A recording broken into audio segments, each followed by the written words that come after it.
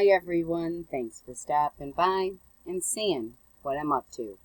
Kevin's got some news. Let's take a listen. Hey everyone, me Kevin here. Donald Trump is demanding Democrats come back to Washington to issue stimulus checks. Democrats say they're already coming back. The Problem Solvers Caucus is having a big meeting today, and at the end of this video I'm going to go through notes on a new giveaway that we're doing. To date, I've given away over $40,000 during this pandemic, and I want to bump that up. So we're going to start doing a daily giveaway, and it's going to be very good, so stay tuned to the end for that. I'll also have a note on stocks and real estate. Welcome, everyone. This is your Me Kevin Report, where I report news that makes you money. All right, folks, let's get right into this. Republican leader of the Senate, Mitch McConnell, stated today that, quote, nothing is lost by members in D.C. leaving for recess. When he was asked why Congress was leaving during a crisis, nothing is lost by them leaving D.C. Okay. Then he went on to say, after all, quote, there's the magic of telephones. Is it just me, or do the politicians in Washington not even hear themselves speak? Because they sound utterly tone deaf most of the time. It sounds so bad and disconnected that I actually found something that's totally the opposite of this tone deafness. The Prime Minister of New Zealand has delayed their election by 4 weeks due to a surge in coronavirus cases. According to data, cases in New Zealand are up 260% in just the last 4 days alone. That's right, cases have risen from 5 to 13. Meanwhile, the United States is almost under 55,000 cases for the day. All right. This definitely makes me want to remind you that you can still get life insurance in as little as 5 minutes via the link down below. Heck, you can also get 2 free stocks when you deposit just $100, and you get 2 free stocks worth up to $1,400. Donald Trump spoke with reporters at the White House lawn before boarding Marine One, his fancy helicopter, and demanded that he wants Nancy Pelosi and Chuck Schumer come back to Washington to approve stimulus money immediately, give payments to the people, and issue more PPP funding. And, of course, help the post office with more money to run properly by funding them. This is a really interesting tactic by Donald Trump because he's asking that Democrats come back to work after they've already said that they're coming back to work. In fact, yesterday, Nancy Pelosi announced that the House would come back to Washington later this week.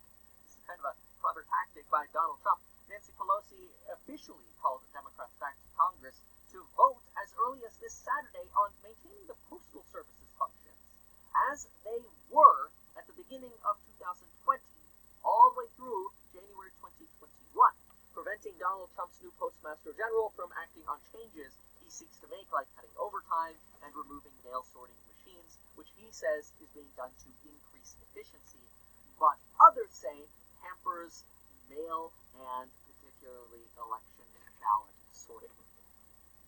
The bill that they would vote on would be called the Delivering for America Act, which prohibits these particular changes through January 1st, 2021. Nancy Pelosi started a new hashtag in honor of this, hashtag don't mess with USPS.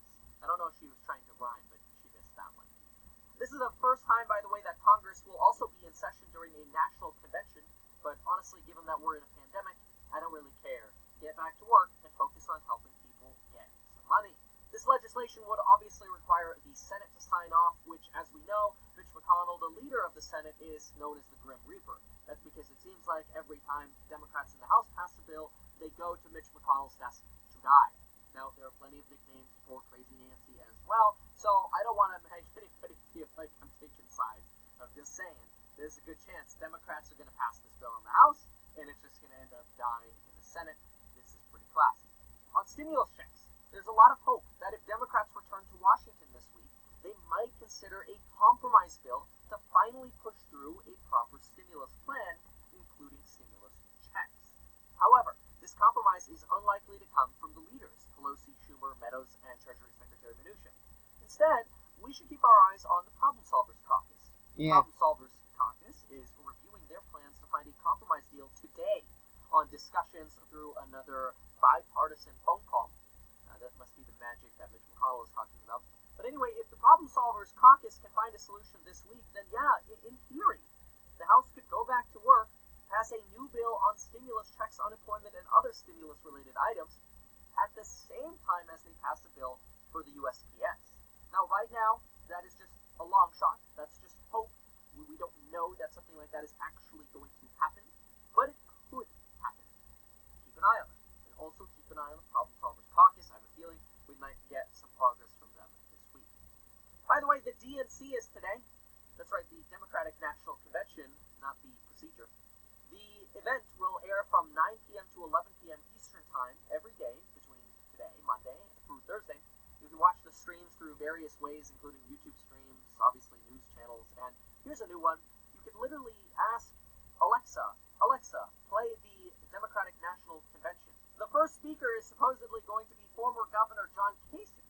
He's a Republican, and this has actually never happened before.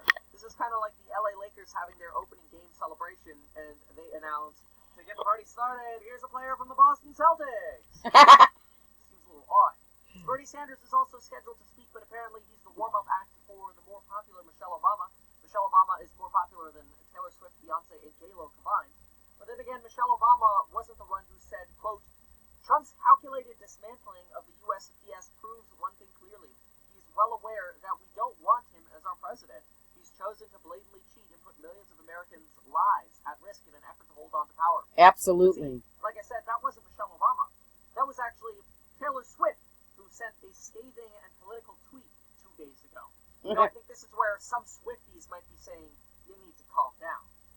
But the real concern now is, will the DNC operate flawlessly and actually unite Democrats, or will it get hacked by a Russian teenager from his bedroom screaming illicit things while telling you that Elon Musk will match your Bitcoin donation if you click the link down below? This is especially concerning since speakers are expected to pick their own virtual background while they speak. To me, this sounds like something that's perfect for a hacking scenario. Imagine this, Joe Biden standing in front of the palace at Pyongyang, North Korea. Bernie Sanders with a fire tornado behind him, which apparently actually happened in California. Or worse, Kamala Harris talking about Trump and a meme of Trump behind her shouting, "You're fired," and "Make America Great Again." There's also the real possibility of seeing Nancy Pelosi talk and suddenly a background of Mitch McConnell's bedroom coming up. Okay, alright. You gotta put some of your own ideas in the comments. I had to do it. On real estate, U.S. home builder confidence is up substantially with a reading over 78. This is way higher than the 72 that was expected. It is actually a record high in the 35 years of the readings, or of this sort of home builder confidence tracking. Apparently, lumber prices have also doubled, which could pinch profits at the home builders, or they'll be forced to increase prices. Real estate interest rates have also ticked up over the last week, in part due to Fannie and Freddie's new fees, and Treasury yields ticked up at the same time. On stocks, and then we're going to get into the giveaway, I've updated the new 1337 group of stocks that I love investing in right now. You'll see that link down below. It's metkevin.com/1337b4. Tesla is the largest holding today, and as of right now, Tesla is up flat 8%. COVID saliva-based tests have been approved by the FDA, and they promise faster testing. The NBA uses these in their bubble. The bubble playoffs start today, by the way. On COVID, we also have in Oklahoma some students going to school after testing positive for COVID, now forcing the entire classes in some schools to quarantine.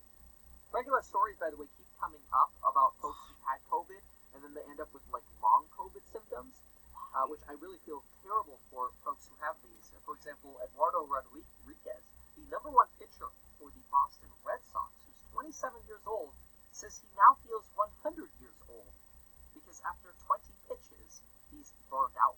Some doctors are actually blaming this on heart damage that COVID has actually been causing to some who fall ill with the disease. Honestly, Wow. This sounds really terrible, and my heart goes out to anybody who has long symptoms. My puppy after COVID, really or wants to obviously be in there. anybody who has more severe cases of COVID. Moving on, I think we should talk about the giveaway. So here's the way to do it. Go to metkevin.com/giveaway817. So we'll kind of have a different date every day.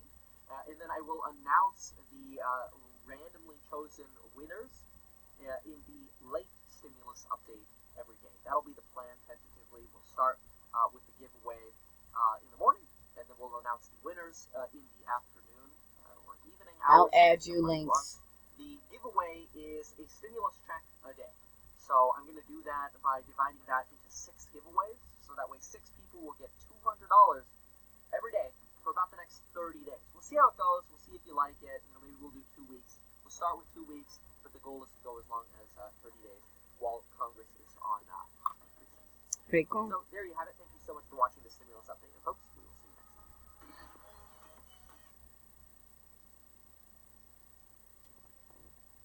Thank you. Please do share, like, and subscribe. And I'll make sure there's links in there if he offers one for the giveaway. Bye-bye.